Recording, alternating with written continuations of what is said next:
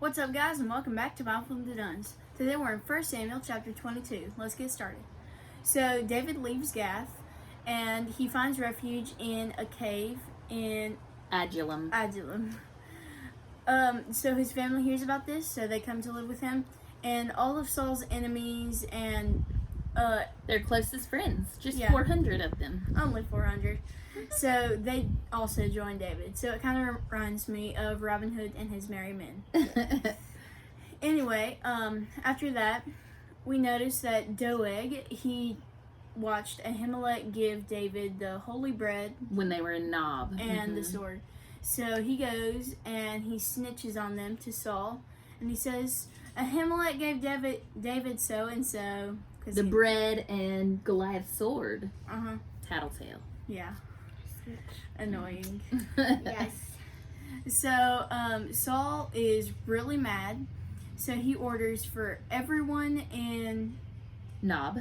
All the priests in all the Nob. priests in Nob to be killed. But all of Saul's warriors think that's stupid just because this one person acted out. That's not a good decision. So he tells Doeg to do it, and yet again Doeg makes more bad decisions and goes down the wrong path and kills all the priests.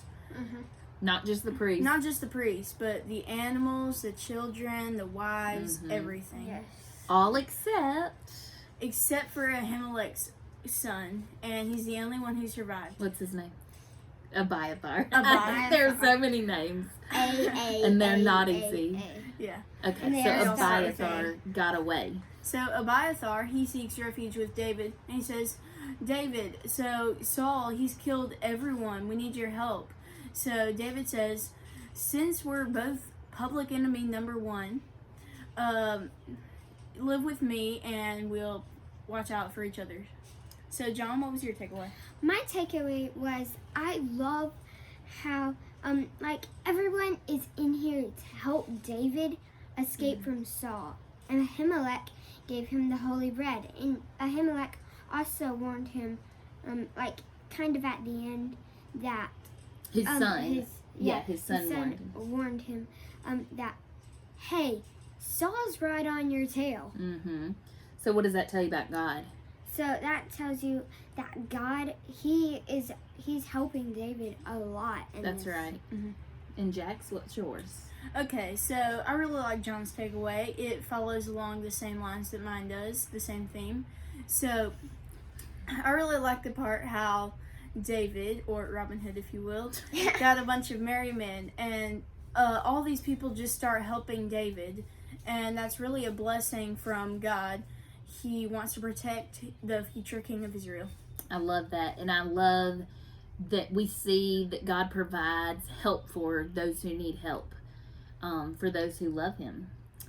And we see that in the 400 men, we see that in Abiathar, we saw that yesterday in Ahimelech, and that is a really sweet and special characteristic of God. I like that.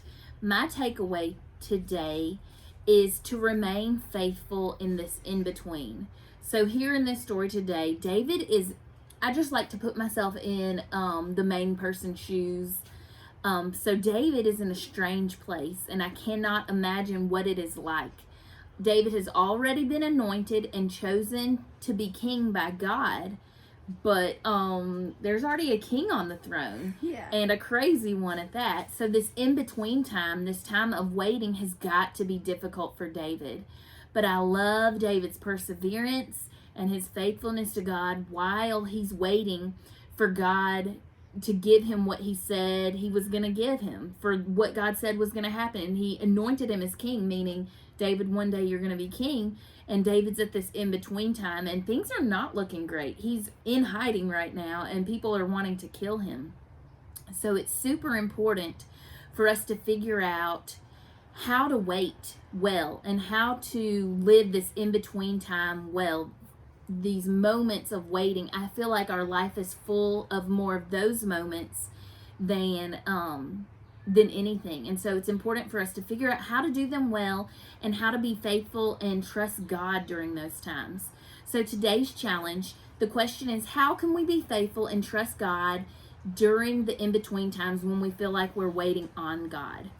no matter what we are waiting for, there are always some things, if we are followers of Christ, there are always some things that we are called to do.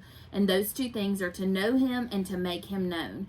So there are always things that we can be doing to be faithful to God and to be trusting in him while we're waiting on whatever God has told us he will give us or bless us with or do in our lives.